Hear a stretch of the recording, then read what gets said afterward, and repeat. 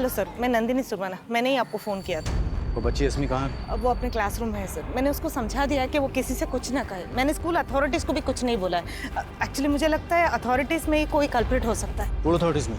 जी, कोई एक नहीं है सर। अस्मी बोल रही थी उसके ऊपर 25 से भी ज़्यादा लोगों ने शोषण किए। What? छोटी बच्ची पर 25 से ज्यादा लोगों ने शोषण किया? जी।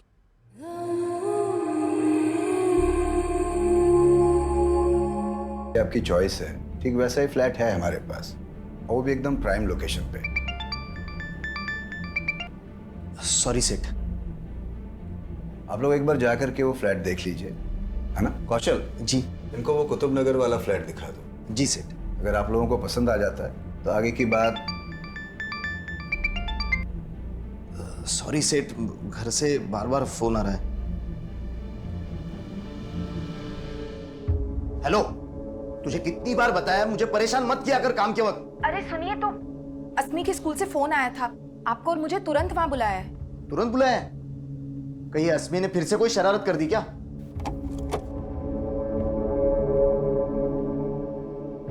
अस्मी, बैठो।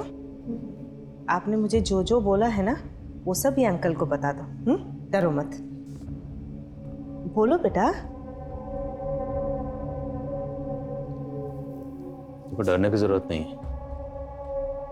हम यहाँ पर आपकी मदद करने आए। आप हमें सब कुछ सच सच बताओ। मुझे घर जाना है। मुझे घर जाना है। आपको घर जाना है ना? अम्मा पापा के पास है ना? तो उनको तो हमने यही बुलवा लिया है।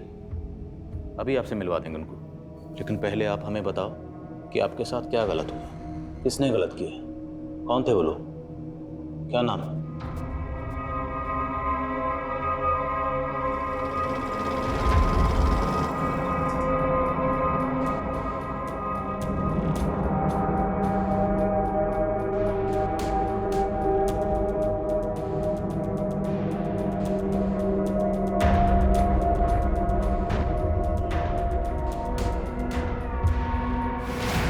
मेरे साथ कुछ बुरा नहीं हुआ है अंकल, कुछ बुरा नहीं हुआ है मेरे साथ। अस्मी, ये क्या बोल रहे हो तुम? आपने अच्छा नहीं किया मैडम, अब मैं आपकी बातों में कभी नहीं आऊंगी। अस्मी, ये क्या बोल रहे हो तुम? नंदिनी, एक मिनट प्लीज।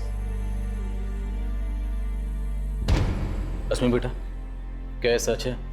नंदिनी मैडम ने हमें बताया कि आपने उनसे कहा है कि आपके साथ एक दो बार नहीं, कई बार गलत हुआ, कई लोगों ने गलत किया। क्या ये सच है?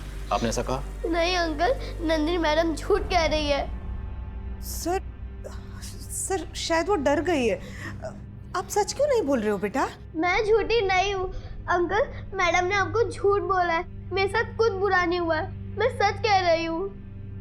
अस्मी अपने बयान से मुकर चुकी थी, लेकिन काउंसलर नंदिनी पूरे यकीन के साथ कह रही थी कि अस्मी का शोषण हुआ था। आखिर क्या वजह थी कि अस्मी अपने बयान से मुकर रही थी? अगर नंदिनी की बातों में सच्चाई थी तो यह केस वाकई में बहुत गंभीर था। ऐसे में पुलिस ने इस मामले में बहुत ही संवेदनशीलता के साथ तहकीकात करने का फैसला किया।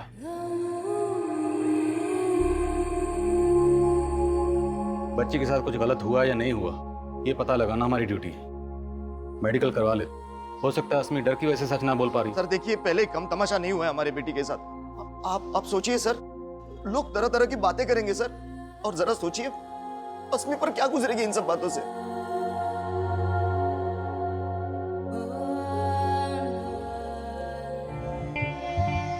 ठीक है कौशल, आप अस्मी को घर ले जा सकते हैं। जी सर।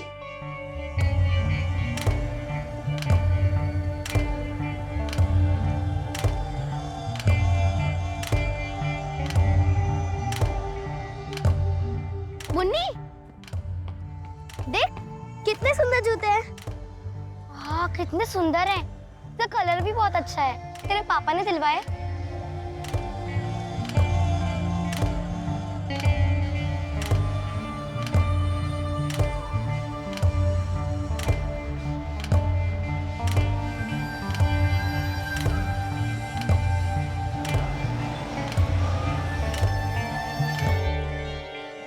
क्या सोच रहे हैं? क्या इसमें सच बोल रही है? झूठ। और काउंसलर नंदिनी झूठ क्यों बोलेगी? सर लेकिन सोचने वाली बात यह है कि नंदिनी को एक अनजान आदमी कॉल करता है और अस्मी का नाम लिए बिना वो इस स्कूल के किसी स्टूडेंट के लगातार शोषित होने की बात करता है। हेलो। आप नंदिनी स्वर्णा मैडम बोल रही है ना? हाँ जी, आप कौन? देखिए, अपना नाम तो मैं आपको नहीं बता सकता। नाम नहीं बता सकता? तो मुझे फोन क्यों किया?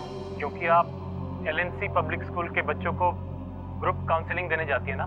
उस ग्रुप में एक बच्ची ऐसी भी है जिसका काफी लंबे टाइम से शोषण हो रहा है। क्या? किस बच्चे के बारे में बात कर रहे हो आप? अब ये तो आपको ही पता लगाना होगा मैडम। हेलो। और सर, नंदिनी इतने सारे स्टूडेंट्स में सिर्फ अस्मी को फिगर आउट करती है। पिछले सेशन में मैंने एक टॉपिक डिस्कस की थी, गुड टच और बैड टच। याद है आप सबको? अच्छा, आज तक उस सेशन के बाद किसी ने बैड टच महसूस किया है?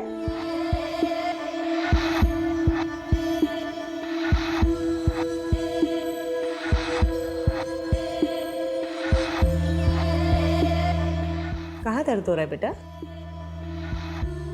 दर्द?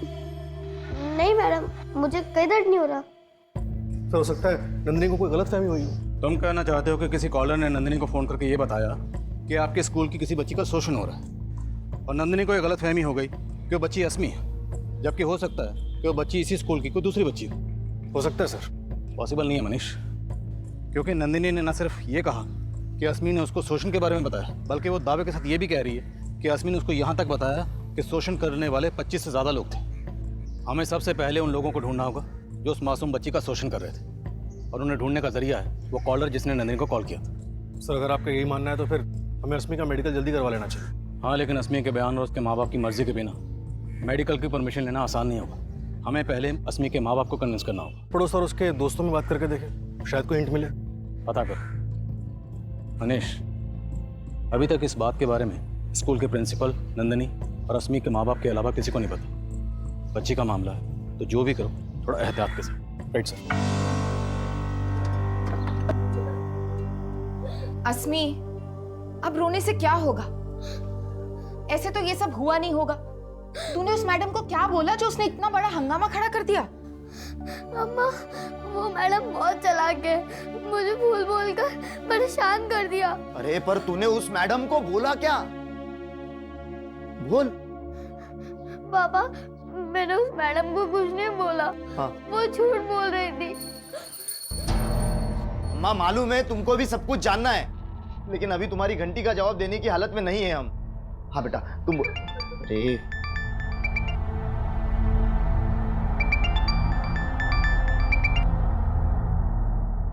हेलो। कौशल, तू 1 घंटे का बोल के गया था ना? तू अभी तक से ऑफिस नहीं आया? हाँ सेठ, मैं वो क्या मिमिया मत। अभी के अभी तो अगर ऑफिस नहीं आया ना तो दोबारा आने की जरूरत भी नहीं है। सर, मैंने तब भी बोला था, जिस आदमी ने मुझे फोन किया था उसके बारे में मुझे कुछ नहीं पता है, पर उसने जो बोला था वो सही निकला। और नंदिनी जी, अगर आप सही बोल रही हैं, सच बोल रही हैं, तो सर मैं 100% सच बोल रही हूँ। अस्मी ने आपको यही बोला था कि उसके साथ 25 लोगों ने? सर 25 से भी ज्यादा लोग सर। एग्जैक्टली यही बोला था कि 25 से ज्यादा लोग? नहीं, वो उसने कुछ ऐसा बोला था कि उसके साथ कई लोगों ने गलत कर चुके हैं। उसने बोला कई लोग गलत चुके? जी। तो आपको ये कैसे लगा कि फिर 25 लोग हो सकते हैं, उससे ज्यादा लोग हो सकते हैं? सर वो बात करते वक्त कुछ 25 करके बोली, फिर चुप हो गई, तो मैंने अंदाजा लगाया। तो आपका कोई और अंदाजा जिससे हमें उन 25 लोगों के बारे में कुछ पता चल सके, उनका नाम, कोई क्लू? नहीं सर, मैं जानने की बहुत कोशिश की थी, पर अस्मी ने, हाँ सर, वो बात करते वक्त उसने किसी का नाम लिया था शायद। किसका नाम? बल्लू या बल्ली, ऐसा कुछ। और ये नाम आपको अभी अचानक कैसे याद आ गया? सर उस टाइम पे इतना सब कुछ हो गया था और ये नाम को लेके मैं उतना श्योर भी नहीं थी, पर वो कुछ बल्लू या बल्ली ही था। अभी आप श्योर? यस सर, पर उसने एक ही बार बोला था, फिर उसके बाद उसने किसी के बारे में कुछ नहीं बताया।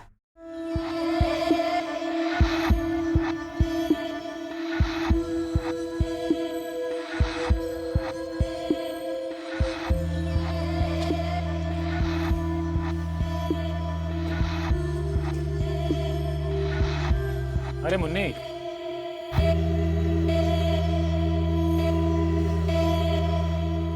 देखो मैं क्या लाया तुम्हारे लिए,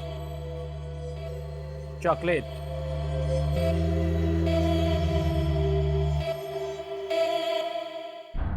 बल्लू या बल्ली? जी, इस नाम के किसी शख्स को जानते हैं? शायद आपकी कोई जान पहचान का हो। नहीं साहब, ऐसे किसी आदमी को मैं नहीं जानता। देखिए, आप भले ना जानते हो, लेकिन काउंसलर नंदिनी ये दावे के साथ कह रही है कि अस्मी ने उसे बताया कि उसके साथ दुष्कर्म करने वालों में से किसी एक का नाम बल्ली या बल्लू था। हाँ, पर अस्मी के साथ ऐसा कुछ अगर अस्मी के साथ ऐसा कुछ नहीं हुआ तो वो कौन था जिसने काउंसलर नंदिनी को फ़ोन किया? साहब, मुझे ना कुछ समझ नहीं आ रहा है। देखिए, आप ठंडे दिमाग से सोचिए, याद करिए, शायद किसी से आपका कोई झगड़ा हुआ हो, कोई ऐसा शख्स जो आपको और आपके परिवार की बदनामी करवाना चाहता हो। बदनामी करने की सोची होगी उसने। पता नहीं उसे ऐसा क्या मिला है जो हमें इतनी सफाई देनी पड़ रही है। आपको किसी को सफाई देने की जरूरत नहीं पड़ी। देखिए, हम आपको या आपकी बच्ची को परेशान नहीं करना चाहते। हम सिर्फ ये जानना चाहते हैं कि अस्मी के साथ कुछ गलत हुआ है या नहीं हुआ, और अगर गलत हुआ है तो उसे जानने का जरिया है मेडिकल। एक बार साहब, परेशान मत होइए, हम समझते हैं मामला सेंसिटिव है, बात लीक नहीं होगी। Excuse me. Hello sir, Nandini को जिस पीछे से कॉल किया गया था वहाँ पे कोई सीसीटीवी कैमरा नहीं है। आसपास पूछताछ करने पे भी पता नहीं चल रहा है कि वो आदमी कौन हो सकता है जिसने नंदिनी को कॉल किया था। और अस्मी के फादर को भी इस बारे में कोई अंदाज़ा नहीं है, लेकिन ये कॉलर जो भी होगा ये अस्मी का शुभचिंतक होगा जो अस्मी के बारे में सब कुछ जानता होगा। तो अगर शुभचिंतक ही था तो फिर नंदिनी को उसने अपना नाम क्यों नहीं बताया? यहाँ तक कि उसने अस्मी का भी नाम नहीं लिया। नंदिनी किसी बल्लू या बल्ली का नाम ले रही है। अगर नंदिनी की बात सही है तो जिन लोगों ने अस्मी के साथ दुष्कर्म किया उनमें से किसी एक शख्स का नाम बल्लू या बल्ली हो सकता है। अस्मी के स्कूल, घर, सारे एरिया में पता करो। जो बल्लू और बल्ली नाम के शख्स हैं सबकी डिटेल्स निकलो। बोल। अरे तुझे कहा ना, मुझे बच्ची नहीं चाहिए। जवानी तो बीवी ने बिगाड़ दी, अब बुढ़ापा नहीं बिगाड़ना है मुझे। अरे बुढ़ापे में लाठी की जरूरत होती है, और जब लाठी मिल जाएगी ना तो मुझे फोन करना, समझा?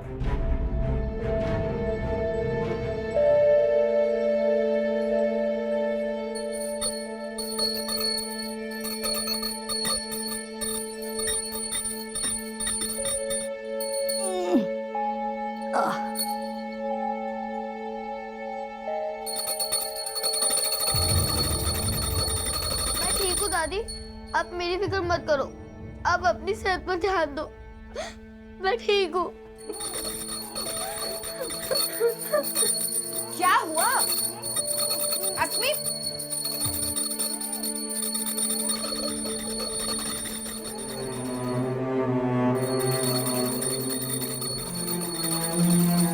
अम्मा, सिर्फ आप ही नहीं है अस्मी की फिक्र करने को, मैं भी उसकी अम्मा हूं। ये देखिए, सॉरी लिख कर गई है। अब क्या मतलब निकालूं मैं इसका?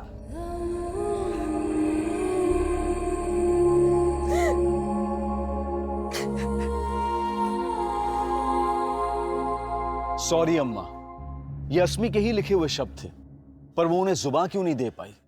आखिर क्या चल रहा होगा उस मासूम के जहन में? और सॉरी तो पछतावे का प्रतीक होता है, तो फिर अस्मी को किस बात का पछतावा था? नंदिनी के मुताबिक अस्मी के साथ दुष्कर्म किया जा रहा था, और अगर ये सच था तो क्या एक पीड़िता खुद को कोस रही थी? और अगर नहीं तो फिर उस सॉरी अम्मा के पीछे उस बच्ची के भाव क्या थे? इस केस को डील करना पुलिस के लिए बिल्कुल आसान नहीं था, और फिलहाल वो नंदिनी द्वारा बताए उस आदमी को ढूंढ रहे थे जिसका नाम बल्लू या शायद बल्ली था।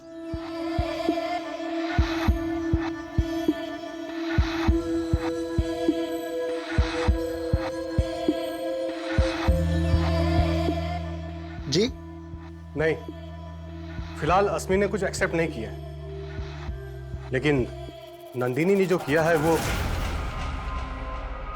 एक मिनट, चाय।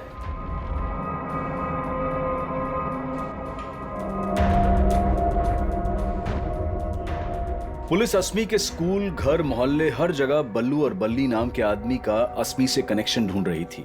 लेकिन इस केस को सही डायरेक्शन देने के लिए पहले यह जरूरी था कि अस्मी का मेडिकल टेस्ट करवाया जाए, जिसके लिए पुलिस लगातार अस्मी के पेरेंट्स पर दबाव डाल रही थी।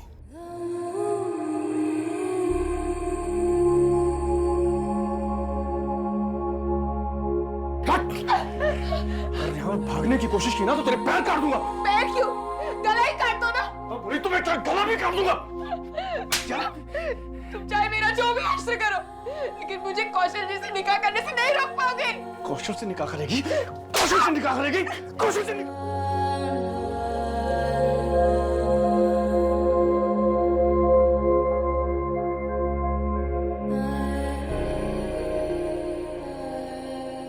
अभी हम कभी पीछे मुड़ के नहीं देखेंगे फरीदा।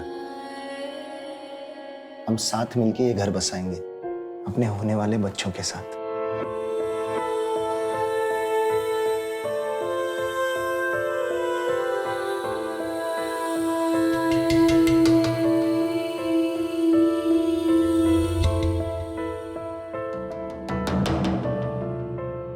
सोच रही हूँ, वही सोच रही हूँ जो पिछले 12 सालों से मेरा कलेजा काट रहा है।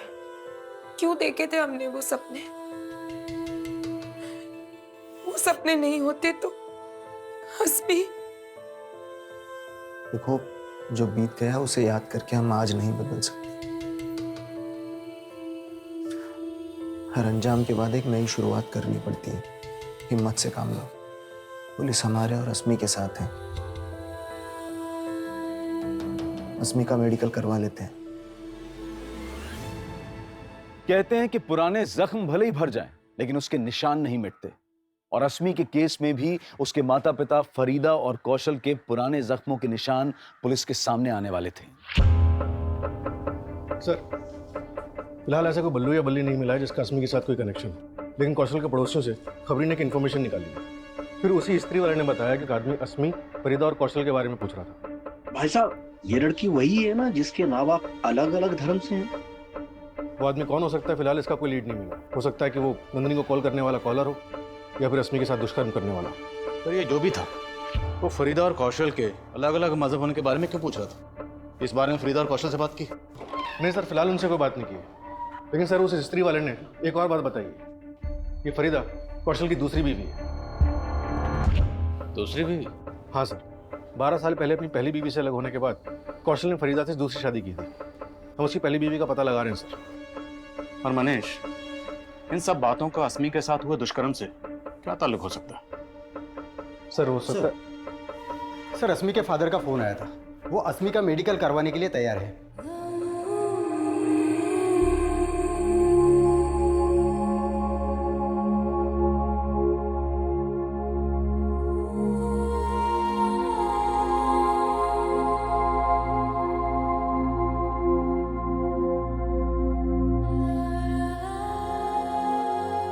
सर, अस्मी सेक्सुअली एक्टिव है, वो भी काफी लंबे टाइम से। बच्ची का इतने अरसे से शोषण हो रहा है और वो लगातार झूठ बोल रही है।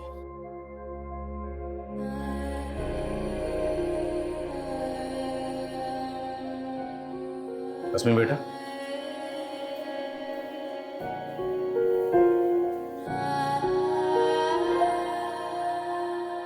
आपको बिल्कुल घबराने की जरूरत नहीं है।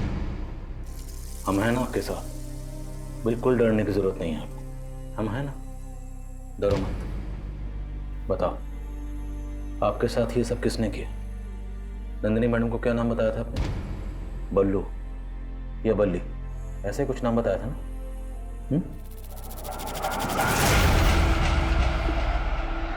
जो होना था हो गया, लेकिन अब तुम ये बातें किसी और को नहीं बताओगी। किसी को भी नहीं।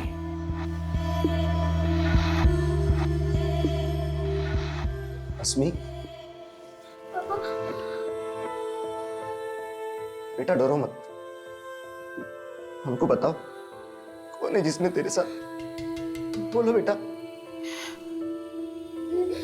बेटा, ऐसा कौन है वो जिसका नाम तू नहीं बता पा रही? बोल अस्मी, कौन है वो?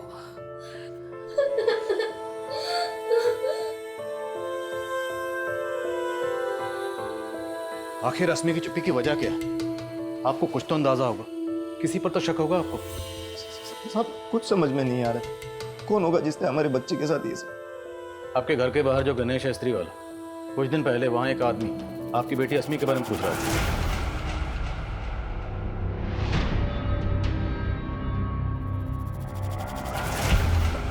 कौन आदमी? और ये तो गणेश भी नहीं जानता, लेकिन वो जो भी था वो इतना ज़रूर जानता है कि शादी से पहले आपका और आपकी बीवी दोनों का मज़हब अलग था। हो सकता है वो आपका या आपकी बीवी का कोई ऐसा रिश्तेदार हो जो नहीं चाहता था कि आप दोनों की शादी हो। साहब ऐसे तो फरीदा के भाई को एतराज था हमारी शादी से, लेकिन उनकी तो डेथ हो गई है। और आपकी पहली बीवी, उसे कोई एतराज़ नहीं था, आप उसे छोड़ के फरीदा से शादी कर रहे थे। साहब सरिता से मैं डिवोर्स ले चुका हूँ। डिवोर्स की वजह जान सकता हूँ? साहब हमारे बीच बनती नहीं थी। देख रही है, थक करके काम से लौटाओ, पानी तक नहीं दे सकती। तुमको नहीं दिख रहा है मैं भी काम कर रही हूँ, खुद भी तो ले सकते हो ना।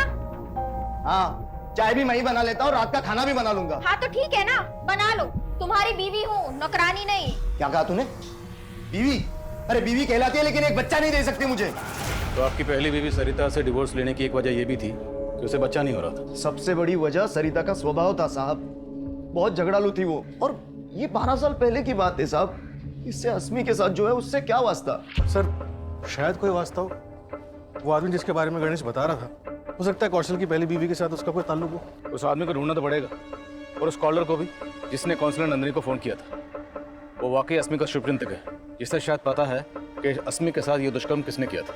सर लेकिन कॉलर को ढूंढने का कोई जरिया भी तो नजर नहीं आ रहा।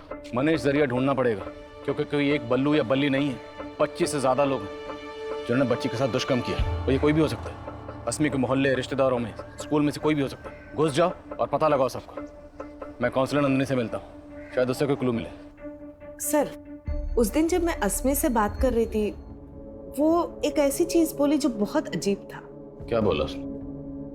पहले तो लगातार बोल रही थी इन सब चीजों में उसकी कोई गलती नहीं है, फिर बाद में अचानक से उसने एक चीज बोला, सारी गलती भगवान की है। भगवान की गलती?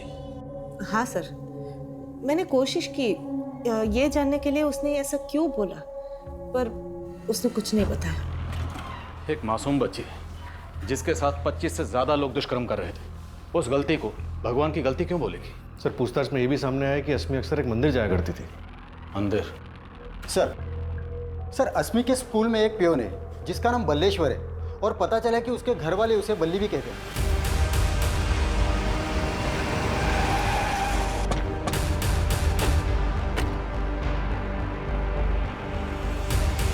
हाँ सर, घर पे मुझे बल्ली कह के बुलाते हैं, लेकिन जो आप सोच रहे हो गलत सोच रहे हैं सर। सही क्या तू बोल? तेरे डर की वजह से अस्मी चुप है ना? सर आप गलत सोच रहे हैं, मैं वो नहीं हूँ। सही बोल रहा है, क्योंकि तू अकेला नहीं था, तेरे साथ और भी बहुत लोग थे। कौन थे बोलो? मुझे क्या पता साहब, मैं बेकसूर हूँ सर। ऐसे नहीं माने भाई, लेके जा। चल। व्हाट? आपके स्कूल की एक बच्ची का शोषण हो रहा है, और लंबे अरसे से हो रहा है, लेकिन आपको कोई आइडिया नहीं। कौन रिस्पॉन्सिबल है? देखिए सर, हम अपने स्टूडेंट के सिक्योरिटी का पूरा ख्याल रखते हैं, हमें उनकी प्रॉब्लम पता है, इसलिए तो हम उनकी रेगुलर काउंसलिंग करवाते हैं। लेकिन सर आप जो कह रहे हैं वो सुन के तो मैं खुद हैरान हूँ। हाँ सर जी, अस्मी आया करती थी पहले यहाँ, और तो और वो यहाँ आने के लिए 40 भी रखती थी। 40 आके 25 दिन पूरे हो गए, बस 15 बाकी है। अब आपको मेरी दादी को भी ठीक करना है और हमें अमीर भी बनाना है। फिर अचानक से उसने यहाँ आना छोड़ दिया। यहाँ आना छोड़ने की कोई और वजह तो नहीं है पुजारी जी? कोई और वजह? मैं कुछ समझा नहीं साहब। उस बच्ची का एक लंबे समय से शोषण हो रहा था, जिसका दोषी वो भगवान को मानती है। कहीं उसके दोषी का आपसे या फिर यहाँ पे रहने वाले किसी और से कोई लेने देना तो नहीं है? ये कैसी बात आप कर रहे हैं? यहाँ पर ऐसा कोई नहीं है, और ये भगवान का घर है। भगवान का घर है तो कौन है जिसको वो दोषी बता रही है? सर अस्मी को देख के मुझे कभी ऐसा नहीं लगा कि उसके साथ कुछ ऐसा हुआ होगा। आपको नहीं लगा होगा, लेकिन कोई तो होगा जिसको इस बारे में पता होगा। सर अब ये मैं कैसे बता सकती हूँ?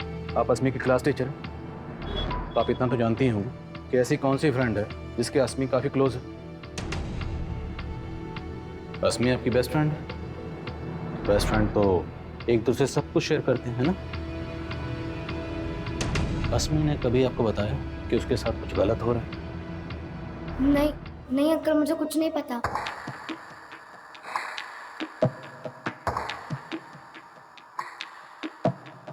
मुझे शक है ये मुन्नी जरूर कुछ छुपा रही है, पता करो। देखते ही देखते खबर चारों तरफ फैल गई।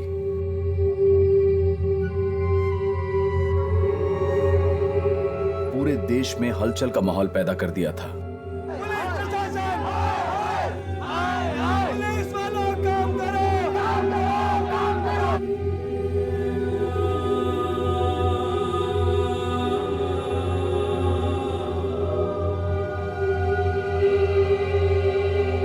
लेकिन सवाल यह था कि इतना सब सहने के बावजूद अस्मी चुप क्यों थी? और वो कॉलर कौन था जिसको पुलिस अस्मी का शुभचिंतक मान रही थी? और अगर वो शुभचिंतक था तो फिर वो सामने क्यों नहीं आ रहा था? देखिए, अपना नाम तो मैं आपको नहीं बता सकता। और वो कौन था जिसके बारे में गणेश ने बताया था? इन सभी कड़ियों को जोड़ने के लिए पुलिस अब कौशल की पहली बीवी सरिता से भी मिलना चाहती थी।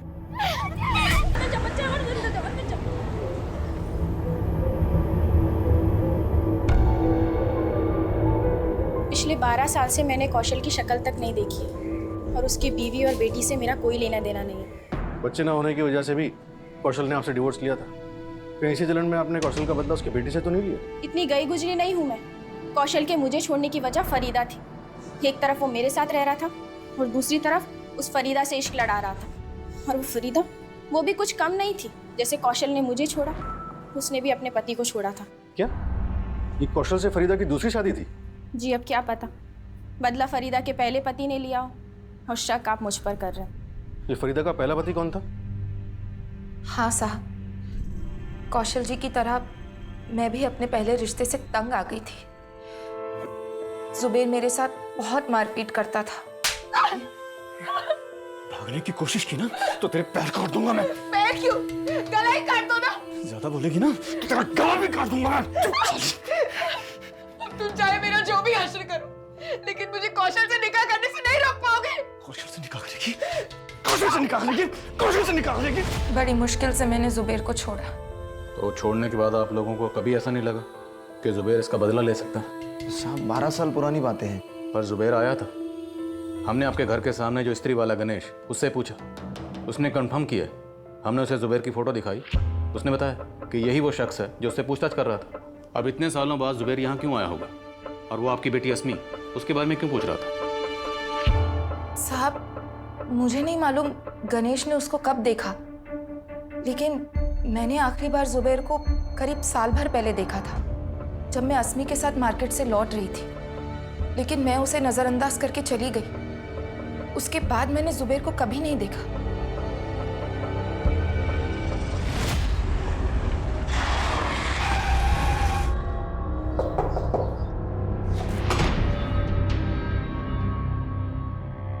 जी सर, वहाँ तो मैं अपने काम से गया था। मुझे तो पता भी नहीं था फरीदा वहाँ रहती है। अचानक मेरी नज़र उस पर पड़ी, लेकिन तू फिर भी वहाँ गया? सर मैंने कहा ना, मैं काम के सिलसिले में वहाँ बार बार जाता रहता हूँ। अगली बार जब गया तो मैंने उस लड़की को देखा, तो मैंने उसके बारे में पूछ लिया। सिर्फ पूछा ही नहीं, तूने कौशल और फरीदा से बदला लेने के लिए उनकी बेटी अस्मी के साथ दुष्कर्म करने का प्लान भी बनाया। कैसी बात कर रहे हैं सर? जिस दुष्कर्म का इल्जाम आप मुझ पर लगा रहे हैं, कौशल तो उसे मेरी बेटी समझता है। तेरी बेटी?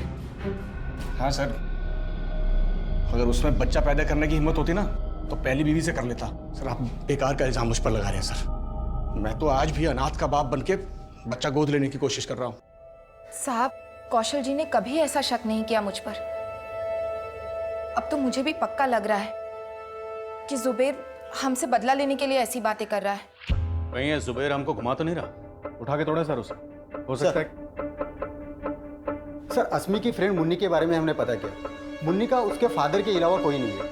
और सर कुछ दिन पहले तक अस्मी मुन्नी के घर में आया जाया करती थी, लेकिन अभी नहीं आती। तुम कहना चाहते हो कि मुन्नी अगर कुछ छुपा रही है तो अपने फादर की वजह से छुपा रही है? मैं स्कूल जाऊंगी तो पुलिस अंकल फिर से वही सवाल पूछेंगे, इसलिए अब मैं स्कूल ही नहीं जाऊंगी पापा। नहीं मुन्नी, तुम स्कूल जाना नहीं छोड़ सकते। तुम्हें डरना नहीं है, हिम्मत से काम लेना है, समझी?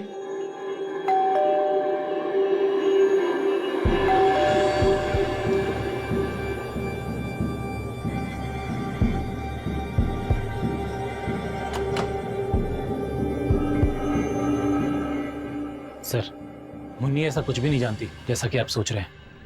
आप बेकार बच्ची को परेशान करेंगे सर, प्लीज सर। हम बच्ची को परेशान नहीं करेंगे, तुमसे पूछेंगे मुन्नी क्या जानती है। क्या मतलब सर? बच्ची के दुष्कर्म का केस, और वो बच्ची यहाँ अक्सर आती जाती थी, तो तुम पर भी शक करेंगे ना? क्या क्या बोल रहे सर आप? कैसी बात कर रहे हैं सर? मैंने खुद वो काउंसलर मैडम को अस्मी के बारे में बताया। तो काउंसलर को फोन तुमने किया था? आप नंदिनी स्वर्णा मैडम बोल रही है ना? हाँ जी, आप कौन? देखिए, अपना नाम तो मैं आपको नहीं बता सकता। तो मुझे फोन क्यों किया? क्योंकि आप LNC पब्लिक स्कूल के बच्चों को ग्रुप काउंसलिंग देने जाती है ना, उस ग्रुप में एक बच्ची ऐसी भी है जिसका काफी लंबे टाइम से शोषण हो रहा है।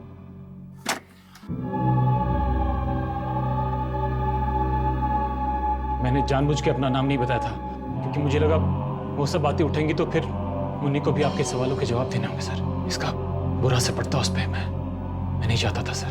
तो तुम्हें ये सब बातें किसने बताई? मुन्नी ने? हाँ सर, अस्मी ने सिर्फ मुन्नी को ही वो सारी बातें बताई थी। अंकल, अस्मी मेरी बेस्ट फ्रेंड है, लेकिन एक बार मेरी उससे खट्टी हो गई थी। मुन्नी, देख कितने सुंदर जूते हैं। वाह, कितने सुंदर हैं। इसका कलर भी बहुत अच्छा है। तेरे पापा ने दिलवाए? तो फिर सीक्रेट है, मत बता। अब मैं तुझसे तभी बात करूंगी जब मेरे भी पैरों में ऐसे जूते होंगे। मेरे पापा दिलवाएंगे मुझे। मुन्नी, तेरे पापा तुझे इतने महंगे जूते दिलवा सकते हैं, लेकिन मेरे नहीं। मंदिर के बाहर मिले थे, मन किया कि एक बार पहन लूं, तो पहन के आ गई। तूने चोरी की? मेरे पापा कहते हैं जो बच्चे चोरी करे उनसे दोस्ती मत करना। मुन्नी, मुन्नी! मैंने जब उससे बात करना बंद किया तो उसको बहुत दुख हुआ। तेरी बारी। मुन्नी, मुन्नी, मुन्नी, प्लीज मुझे माफ कर दे। मुझसे कट्टी मत हो। तेरे अलावा मेरा और कोई दोस्त नहीं है। अगर तू मुझे अपना दोस्त मानती है तो प्रॉमिस कर, आज के बाद ना तो चोरी करेगी और ना ही झूठ बोलेगी। प्रॉमिस। अश्मी मेरे साथ बहुत खुश थी, पर अचानक से वो अपसेट रहने लगी।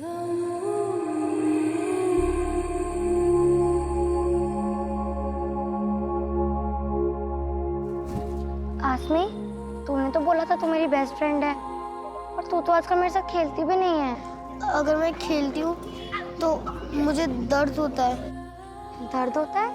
कहाँ? तूने प्रॉमिस किया था कि तू मुझसे कभी भी झूठ नहीं बोलेगी। बोलना, कहाँ दर्द होता है? फिर अस्मी ने अपनी तकलीफ के बारे में मुन्नी को बताया और मुन्नी ने मुझे बताया। सर, पहले तो समझ में नहीं आया मैं अस्मी की मदद कैसे करूं। फिर मुझे ध्यान आया कि नंदिनी जी तो उसी स्कूल में काउंसलिंग के लिए रेगुलरली जाती है, इसलिए सर मैंने उनको फोन करना ठीक समझा। मुन्नी, आप और अस्मी बेस्ट फ्रेंड है ना? तो बेस्ट फ्रेंड तो एक दूसरे से झूठ नहीं बोलते।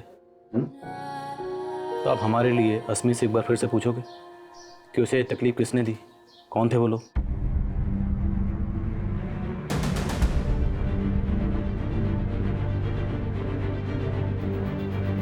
अस्मी ने इतनी सी उम्र में क्या कुछ नहीं झेला, ये सोचकर किसी की भी रूह कांप जाए। लेकिन पुलिस के लिए अब भी यह पहेली थी कि अस्मी के गुनहगार आखिर कौन थे।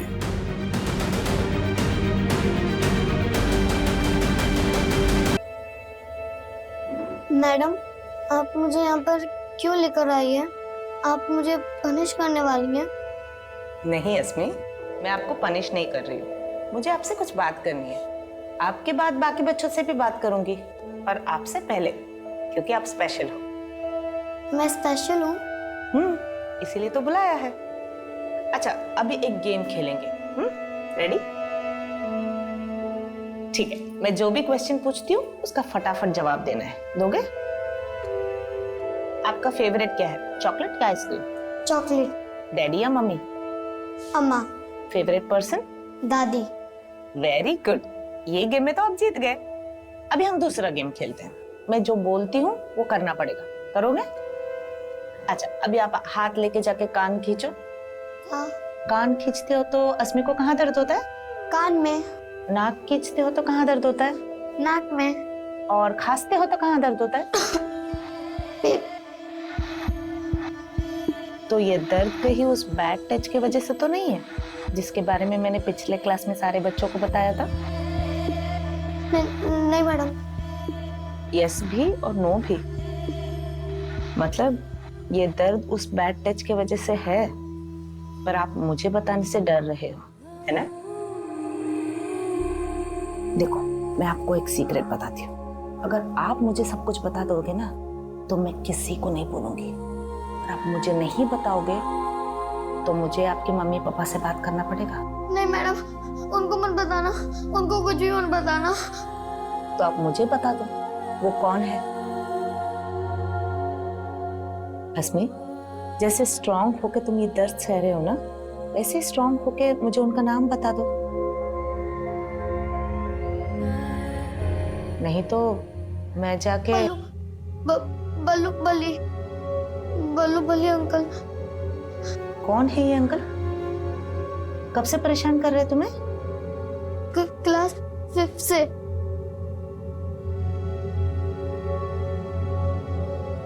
कहाँ रहते हैं?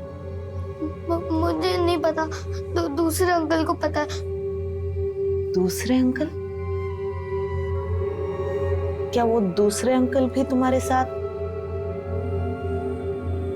क्या ये सिर्फ 2 लोग हैं या और भी? और कितने लोग हैं बेटा?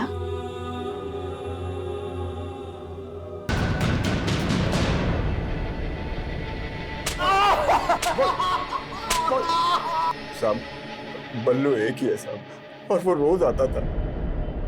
बल्ली नाम का तो कोई भी नहीं है। नहीं साहब, साहब नहीं साहब, साहब साहब साहब साहब अशफाक सेठ की गलती है साहब, साहब उसी ने मेरी बुद्धि खराब की।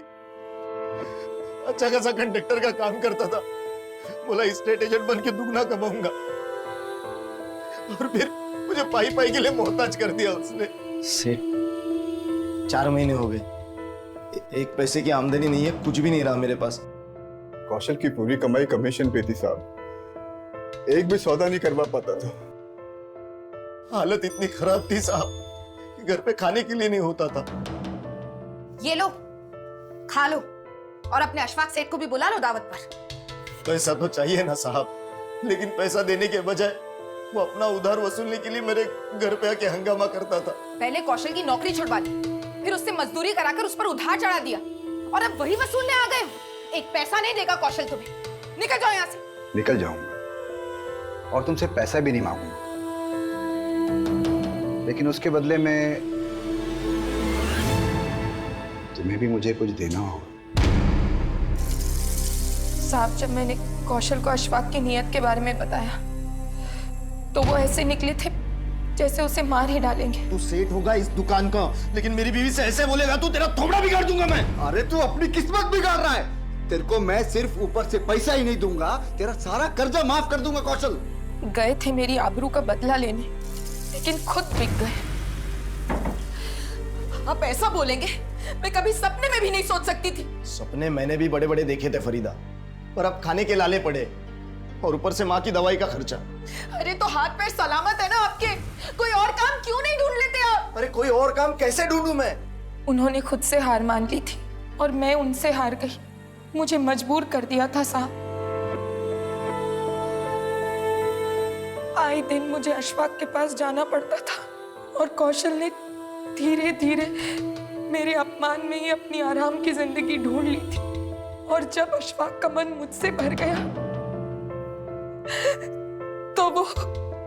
अगर तेरे को 5000 चाहिए ना, अपनी बेटी को भेज देना। मैं इसके खिलाफ थी, लेकिन फिर हार गई। उस राक्षस के पास भेजने के लिए कौशल अस्मी को भी हमारी गरीबी का वास्ता देने लगा साहब। बेटा, तू रोज भगवान से यही मांगती है ना कि दादी ठीक हो जाए और हम अमीर बन जाए। हाँ, तो देखो, तुम हमारी इकलौती औलाद हो, और तुम्हारा फर्ज है कि तुम भी घर खर्च में और दादी की दवाइयों के खर्चों में हमारा हाथ बटाओ। लेकिन पापा, मैं हाथ कैसे बटा सकती हूँ?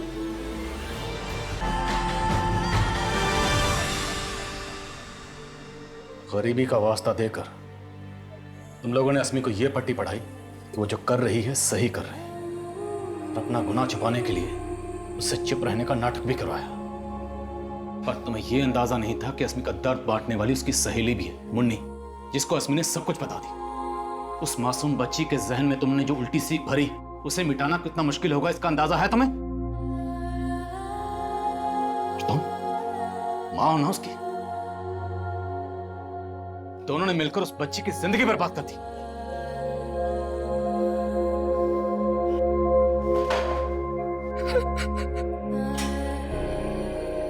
ऐसे दुष्कर्मों से जुड़े केसेस को लेकर हम सालों से अफसोस जता रहे हैं, कभी कैंडल मार्च निकालकर तो कभी धरना देकर। हम ऐसे घिनौने आरोपियों को सख्त से सख्त सजा दिलवाने की मांग करते हैं और अदालत भी ऐसे आरोपियों के प्रति कड़ा रुख अपनाती है, लेकिन फिर भी ऐसे अपराध रुकने का नाम नहीं ले रहे हैं। लेकिन इस केस का सबसे हैरान कर देने वाला पहलू यह है कि जिस गुनाह के लिए अस्मी के माता पिता को सजा मिलने वाली है, उस गुनाह को अस्मी उनका गुनाह नहीं बल्कि अपनी जिम्मेदारी समझ रही है। उसका सॉरी अम्मा लिखने का भाव भी यह था कि वो मासूम समझ रही थी कि वो सारी बातें सबके सामने लाकर उसने अपने पेरेंट्स का भरोसा तोड़ा है, इसलिए वो सॉरी फील करती है। अब सोचे कि उस बच्ची को समझाना क्या आसान होगा कि उसके माता पिता उससे कुछ भी सही नहीं करवा रहे थे। और मान लीजिए कि अगर एक उम्र के बाद उसको एहसास होता भी है कि उसके माँ बाप उसका शोषण कर रहे थे, तो उसके दिल पर क्या गुजरेगी। बचपन में जब कुछ एक गलत शुरुआत से शुरू होता है तो उसे फिर से सही और नई शुरुआत दे पाना हमेशा मुश्किल होता है। अब मैं अनूप सोनी आपसे विदा लेता हूं, फिर मुलाकात होगी क्राइम पेट्रोल सतर्क के ब्लैक हेडलाइंस अध्याय में एक और नए केस के साथ। और याद रखें, क्राइम और आपके बीच में सिर्फ इतना फर्क है कि आप कितने सतर्क हैं। सतर्क रहें, सुरक्षित रहें। जय हिंद।